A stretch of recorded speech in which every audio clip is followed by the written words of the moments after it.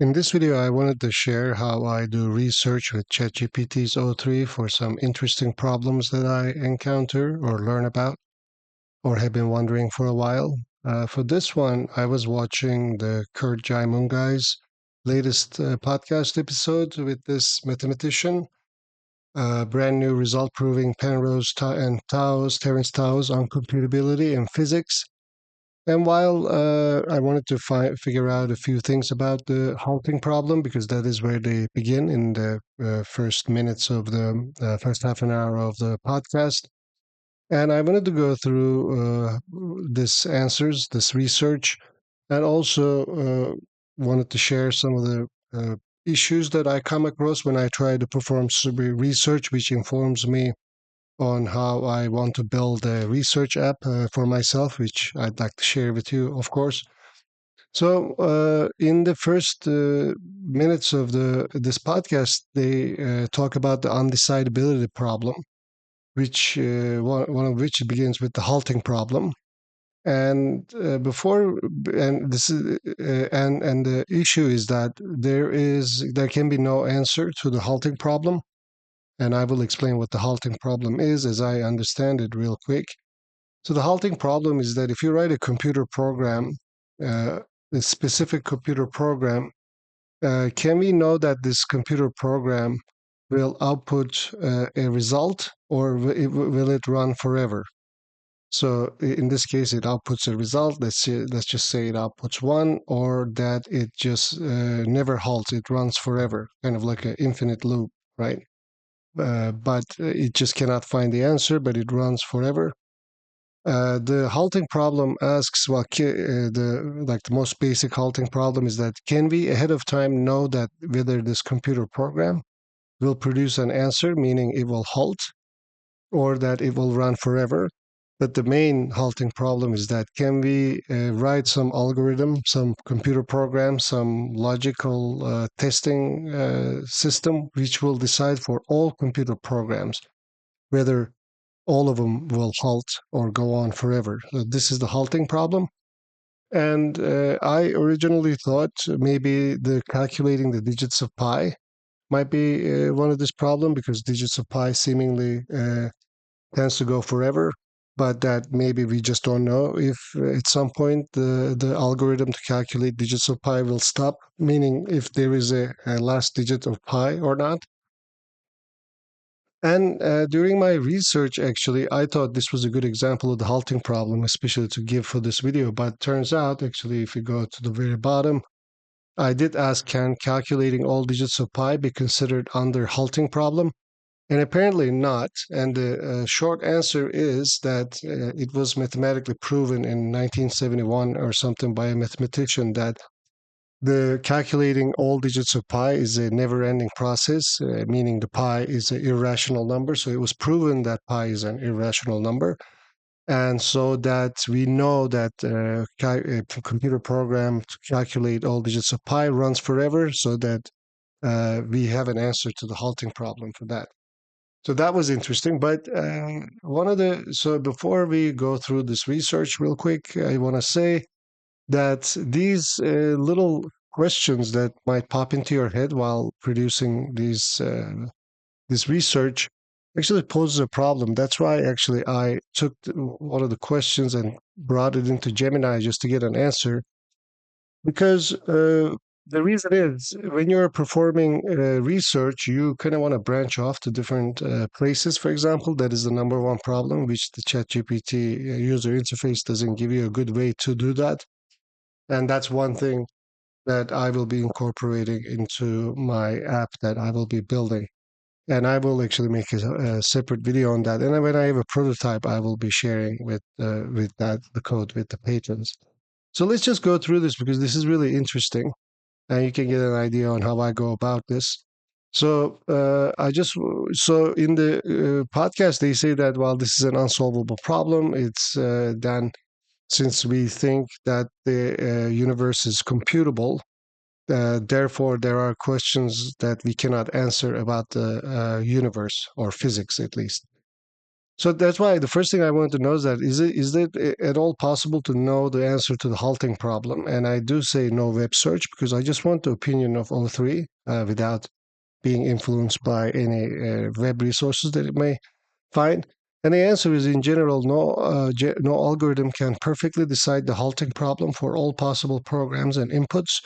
Turing proved this in 1936, showing that any attempt to create a universal halts or loops checker yields a contradiction. So this is the answer, and here it gives a example of why this is the case. And I will be sharing this chat in the Patreon post, so you can actually go ahead and continue from this chat or read it. So here is what it says is to be possible or not possible.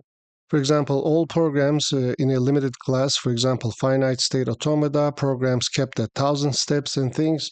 Can we know sometimes? Yes. So some specific programs, it says sometimes like formal proofs, model checking, and manual reasoning. Programs where uh, uh, we know that the scope of the program is finite or the program itself is capped, then we can know because the search space is finite. But arbitrary programs with no bounds is the answer is no. By Turing's proof, any algorithm must fail on some cases. Table omitted because you asked to avoid tables because that's in my general instructions, but there's also semi-decidable. There's a procedure that eventually confirms yes, this one halts by simulating it step by step. But if it won't halt, the procedure runs forever, so you never get a definitive no. So it sometimes answers yes, but if I mean you can get an answer yes, but sometimes you won't get no. That is called semi-decidable. Heuristics and statistical analyzers, practical tools, so let's actually move on to some more interesting stuff. But the bottom line is for unrestricted programs, a perfect halt versus loops oracle is impossible. We can often prove halting in special cases or approximate with tools that may give I don't know answers, but the universally correct, always deciding algorithm cannot exist. So here, I wanted to dig deeper to ask, does this mean math here fails to give us an answer? So therefore, there are limits to what we can know about the universe with math. And can we know the answer to halting problem any way else, like any other method than math, perhaps? Because this is important. Because I guess I should explain this in the podcast. They say that well, there was first David Hilbert, I believe, which super famous mathematician who also worked with Einstein, said that he had complete faith in mathematics, and he said that we must know. He has a famous German saying that goes like, "We must know and we will know," meaning any problem that is currently unsolved in math or physics will be able be is something that we will be able to solve in the future.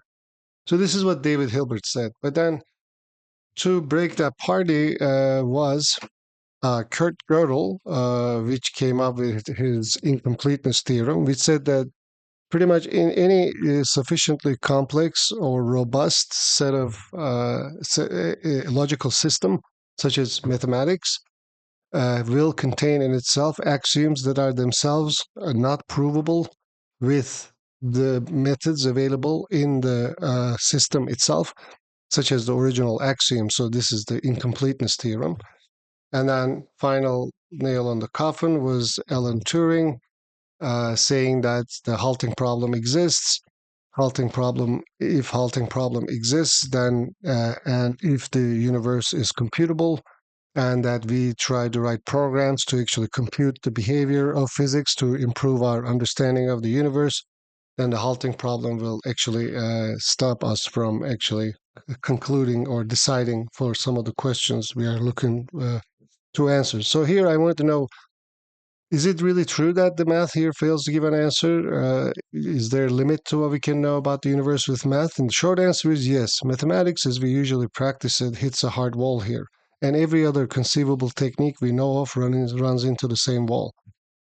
By the way, you can read the quick thoughts that it went through here. It thought for 10 seconds without any web search. The halting problem is one of several theorems that mark the boundary between decidable and undecidable questions, and no amount of cleverness, extra computing power, or laboratory experiment can break that boundary for all programs. Here, for example, This is an interesting statement, but I wanted to know halting problem is one of several theorems. Like, what other theorems were there? For example, like this is a good place where I would like to branch this conversation off, but I actually asked this down the line. One, it says math fails, or rather, it tells us there, where it must stop. Gödel's incompleteness theorem already showed that any consistent axiomatic system strong enough to do basic arithmetic contains true statements it can never prove. So it will contain some statements which we know to be true or we assume to be true, but which we can never prove with the system itself.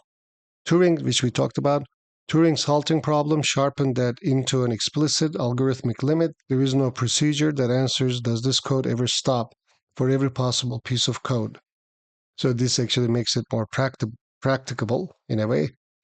These results are internal to mathematics. They don't say mathematics is useless, only that it can precisely map out its own blind spots, that mapping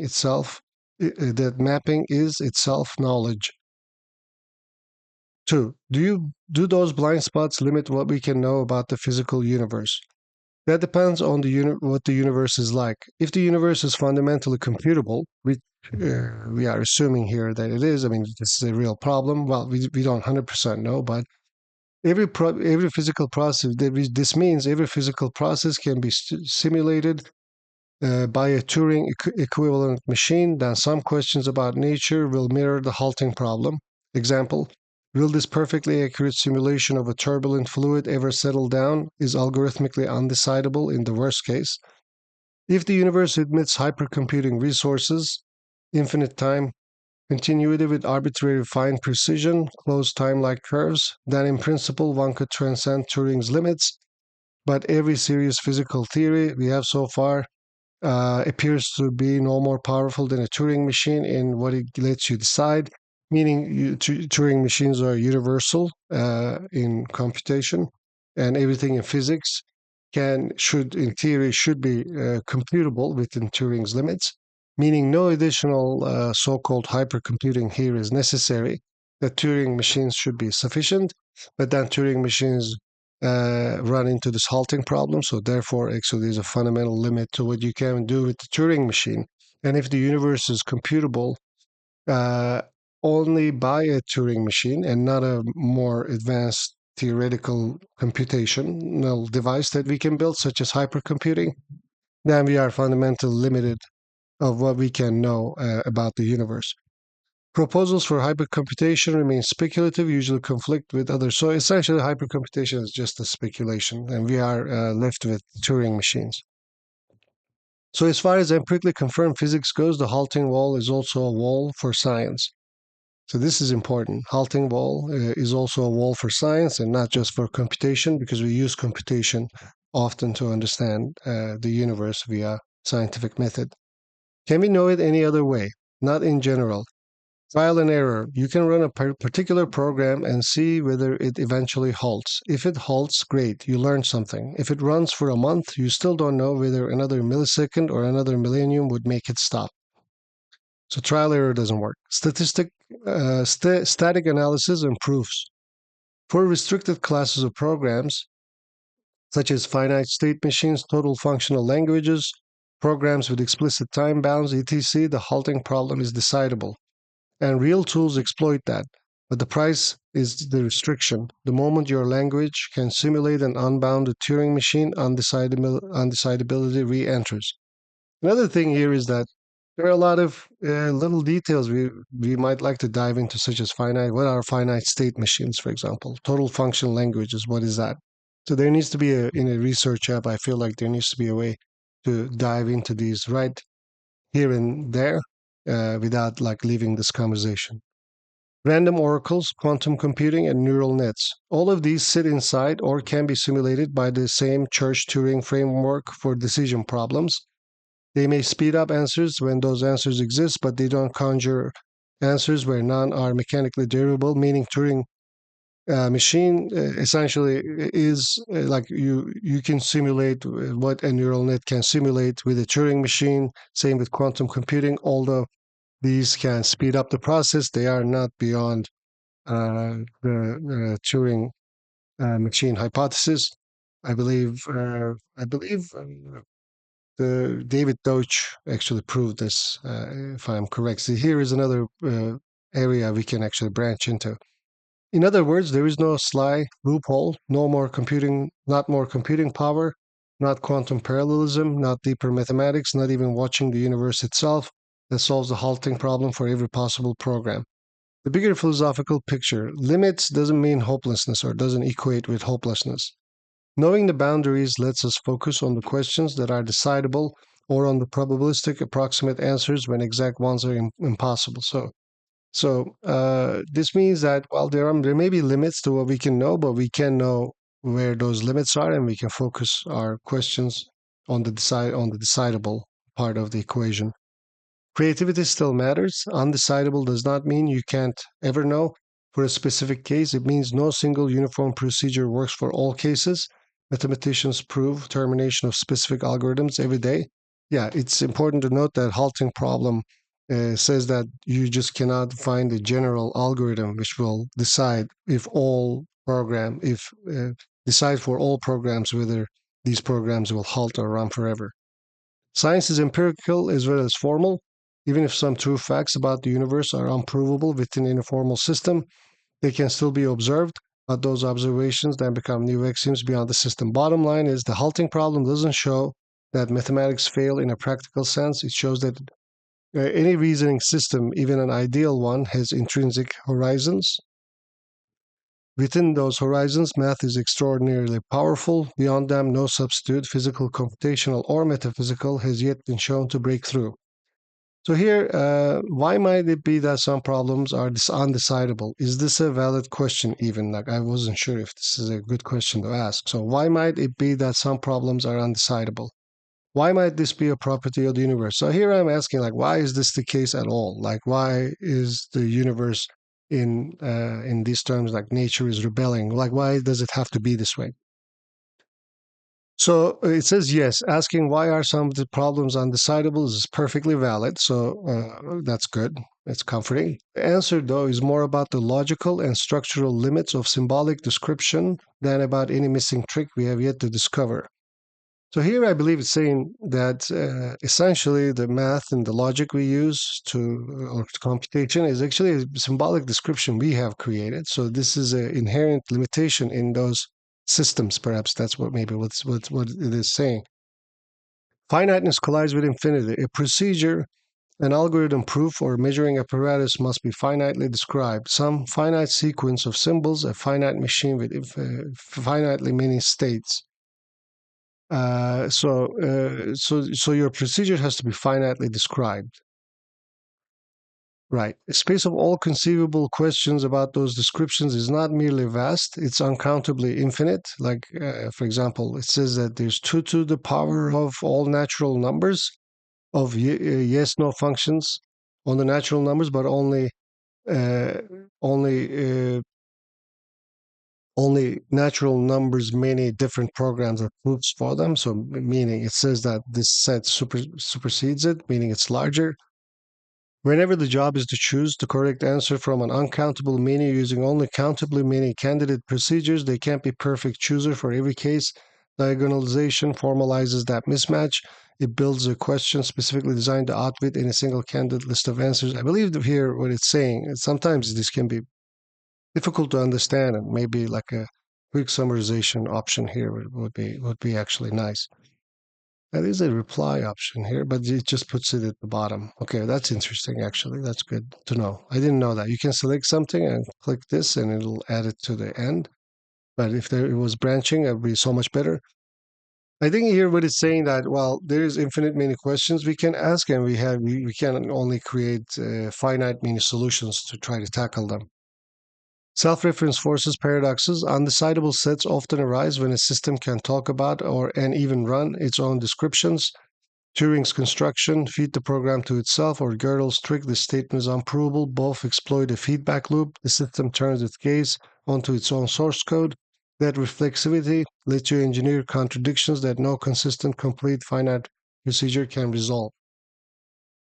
So often, this paradox comes with the system itself in a way, because you can do things like this.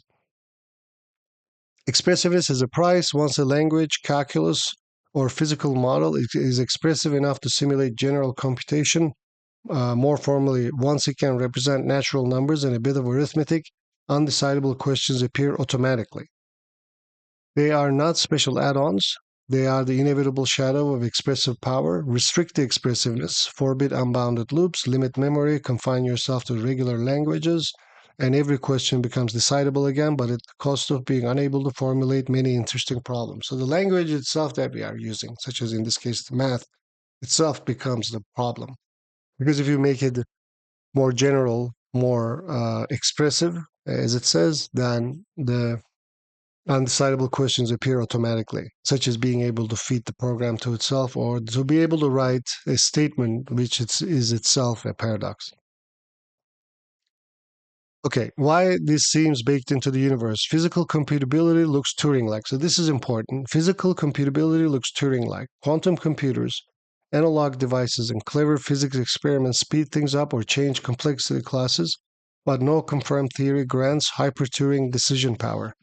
If nature really is simulable by such machines, undecidable is a fundamental is conservation of energy. Because if we assume, well, first of all, we can compute the physical processes in the universe, and then we say something like, "I believe that universe is Turing computable." I suppose I don't know if that's the right way to put it. So therefore, if this is the case, then and the nature is simulatable by such machines, such as Turing machines, then undecidable is as fundamental as conservation of energy. And because Turing, we don't have any other method of simulating these things or trying to probe into them with anything other than a Turing machine. So therefore, symmetries and conservation laws mirror self-reference barriers. Just as you cannot build a perpetual motion machine because of thermodynamics, you cannot build a universal halting decider because of the diagonal tension between description and self-description. You cannot build a halting decider because okay, yeah, that's an interesting one. Measurement limits, ecological limits. In practice, we observe undecidability is limits on prediction. Turbulent flows, three-body gravitation, or certain quantum field questions can encode Turing machines. If the encoded machine's halting is undecidable, so is the physical prediction. So let's just read the summing up because here we jump into the different direction. Undecidable problems arise because any finite descriptive apparatus must live inside an infinite of potential questions. So undecidable problems arise because finite descriptive apparatus must live in an infinity of potential questions, including questions about itself. The universe appears to respect the same bookkeeping rules that logical systems do. So the barrier shows up both in mathematics and indirectly in physics. Rather than marking the failure of reason, undecidability maps the horizon beyond which new kinds of creativity or new physical principles would be required. Feel like exploring a concrete example of okay, so here it's asking me a question. So here, this is where I've got this part. The halting problem is one of several theorems that mark the boundary between decidable and undecidable questions from the earlier answer.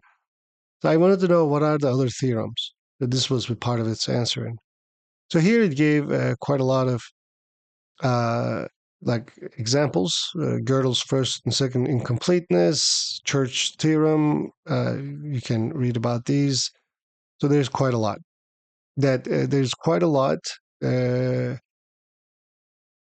of theorems that mark the boundary between decidable and undecidable questions. So there's quite a lot with the many small descriptions. Each one of them maybe is worth a dive, but I will be sharing this with you if you want to read more on it. So why so many though? Let's read the final sentence. Whenever a formal system is expressive enough to encode basic arithmetic, see, we keep coming back to the same thing. Whenever a formal system, a symbolic system that we create, becomes expressive enough to encode basic arithmetic, and lets you refer to its own description. So essentially, we create math, right?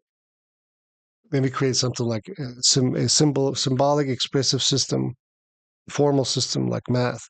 Then when that lets you refer to its own descriptions, diagonal and self-reference tricks inevitably manufacture questions no algorithms can settle. The examples above illustrate how the fundamental mechanisms show up across logic, analysis, algebra, geometry, combinatorics, and even quantum theory. Each theorem carves out a different frontier, but the underlying message is uniform beyond a certain expressive threshold. Undecidability is a structural feature, not an avoidable bug.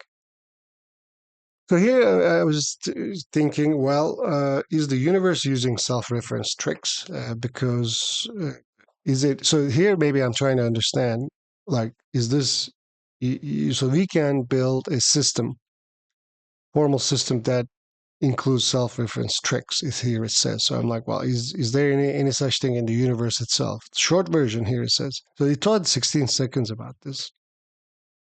The fundamental laws is the fundamental laws we know Maxwell's equations, general relativity, quantum field theory are not written with any overt Gödel style reference to themselves, but they are rich enough to let subsystems inside the universe build descriptions of one another and even of themselves. Think of a computer printing its own source code or a brain making a model of its own thought. That internal capacity for self modeling is all that is needed to import the logical self reference tricks that drive undecidability. So, the universe isn't self referential in its raw equations, yet it inevitably hosts self referential structures, and through them, the same limits, like the halting problem, appear inside physics. So, the raw equations essentially are, but let's remember that the raw equations are in the formal system that we have created, right? So, this is a bit of a representation of the universe. But they themselves do not contain self-referentiality, but it inevitably hosts self-referential structures. Through them, the same limits, like the halting problem, reappear. What self-reference means in logic versus physics. Logical self-reference, a sentence that talks about its own provability. This statement, for example, the statement that says this statement is unprovable. Because if you prove this statement, then you have proved it, but the statement also is supposed to be unprovable. So it's a self-referential fallacy, or a program that inspects its own code. Physical self-reference, a material system that encodes a description of itself of another system and then acts on that description. Universal computer simulating its own circuitry. So here, let's read this again. A material system that encodes a description of itself and then acts on that description. So immediately here I thought of DNA. Because the DNA contains a description of how to, let's say, build a cell. And then when that cell is built, then that cell acts on back on its own description. So there is more here, but this was the big question that I had at this time. Um, and I'm asking this: the material system that encodes a description of itself, then acts on that. This is cell and DNA like that. I'm going to ask, but let's read this bottom line to answer this question, which was: is universe using self-reference tricks? The universe need not contain a cosmic version of Gödel's sentence written into its fabric. It merely has to permit systems complex enough to model and thereby refer to themselves. Once that door is open, the same diagonal phenomena that thwarts complete algorithms in mathematics echo back into physics. In that qualified sense, self reference is not a cosmic principle, but an emergent feature that inevitably arises whether information can process information about itself. So we must also think that like mathematics is an emergent feature of the universe, right? I mean, if you like to think of it that way, Turing machines, computers are part of the universe, and they can do that, right? But that's not exactly what I was asking. Of course, I was asking if there's other processes in the universe. But here, being inspired by a material system that encodes a description of itself, and acts on that, I asked, is cell and DNA like that? So here it gave a I'm not sure if it understood my question perfectly, but here it says, in a qualified sense, yes, every living cell is a physical implementation of the same description axon itself loop that logicians exploit with self-reference.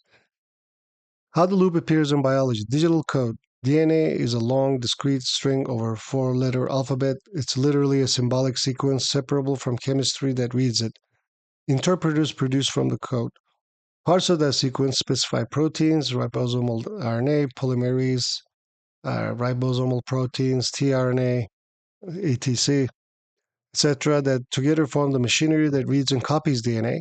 So, I mean, DNA includes the code to generate the proteins that will actually interpret itself, action back to the description. DNA, polymerase, and all these ligase and these other complexes, CRISPR systems, and bacteria all are gene products that bind to DNA and act on it.